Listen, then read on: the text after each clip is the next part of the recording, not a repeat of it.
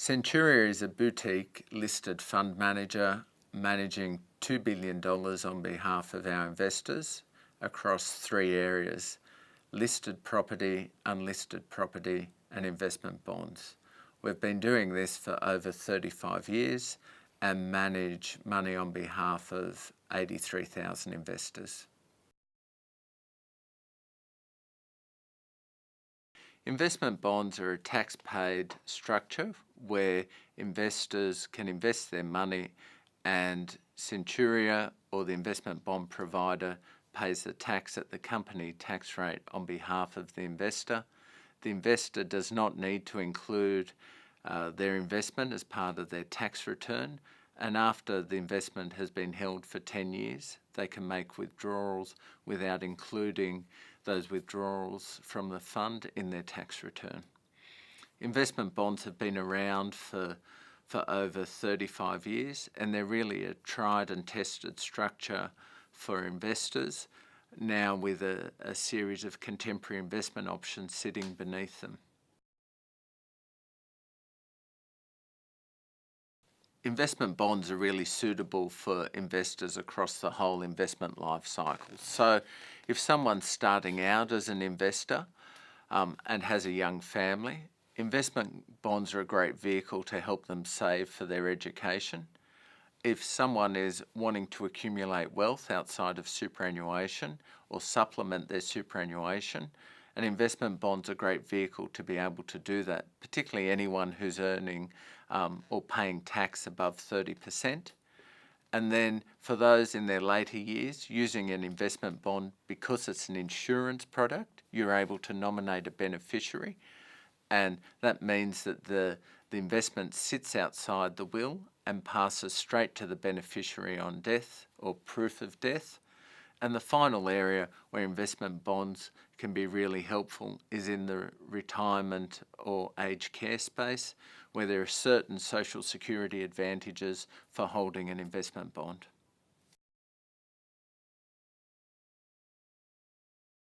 The investment objective of the Balanced Bond Fund is to provide investors with a long-term return over 7 to 10 years through investing in a diversified range of assets. The Centuria Balanced Bond Fund has a range of assets that include Australian and international shares, property, Australian fixed interest, international fixed interest, and cash.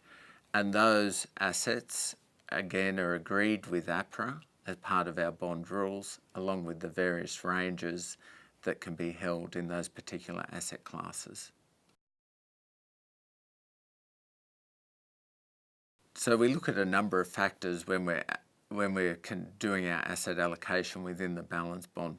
Firstly, we look at the economic environment and the factors that are currently affecting that environment, whether we would take a tilt towards international or Australian shares, for instance, at a particular point in time. And then in selecting the managers, we look at three things. We look at their ability to manage money, the size of their funds, and then the external research houses in terms of how they've rated those funds. And we look to optimise the portfolio through that process while also limiting the level of downside for our investors.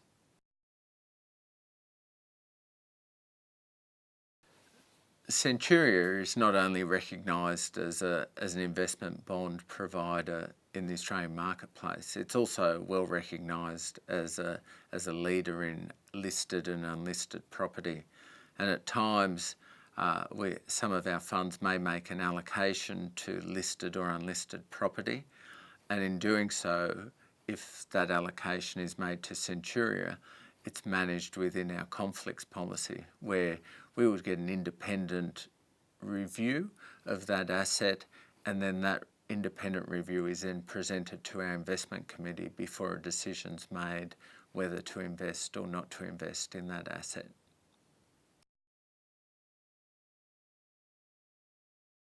So we have a three-stage process at Centuria around how we select and review our managers. First, we look at managers who have a track record over 1, 3 and 5 years, who manage less than $500 million in FUM and have performed in the top quartile over 1, 3 and 5 years. We then look at the manager capability and the depth of management in that fund, and we do that through management interviews and secondary research. And the third area we look at is the qualitative research that sits around both their Morningstar reviews and their Lonsec reviews. And from that, we then make a recommendation to our investment committee around selecting or reviewing that particular manager. So we have an investment process where we review our managers on a monthly basis. And if there are changes in either the management of the fund or a change in how an external research house would look at that fund, we may look to either place that manager on watch and observe how that fund is being managed. If the fund's being managed well, we'll maintain the manager. But if there is some significant change as a result of either management or strategy of the fund, we'll then place that fund on watch and undertake a more significant review. And that process at times can take somewhere between either a month or 6 months.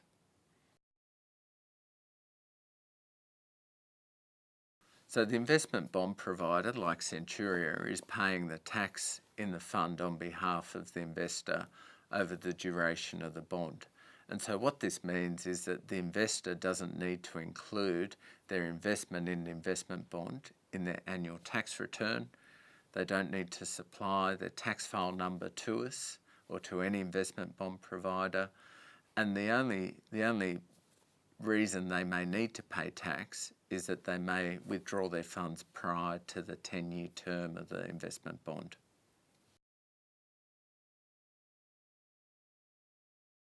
So there are two things that may trigger the maturity of an investment bond. The first one is the 10-year period, and so after 10 years, any withdrawals made out of the bond are tax paid, and the investor doesn't need to include those withdrawals in their tax return. The second one is if there is a death of the bond owner or the life insured of the investment bond, and that triggers the bond to be extinguished, and the proceeds of the bond are paid to the beneficiaries of the bond, tax paid.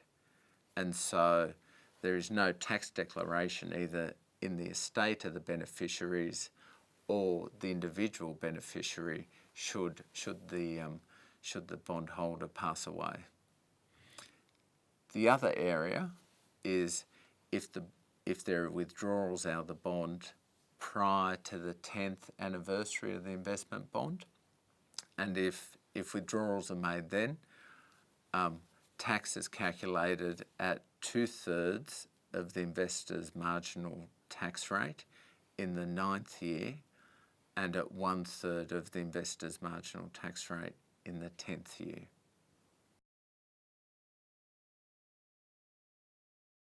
All the income that's generated by the investments held within the investment bond stay within the investment bond structure, and that income is reflected in the unit price or the value of the units that are held within that structure. And so the value of the bond is reflected, including both the income and the growth component of the fund. Investment bonds are a great tool for estate planning. These days, many grandparents love their grandchildren more than their own children, and they want to transfer their wealth from themselves straight to their grandchildren.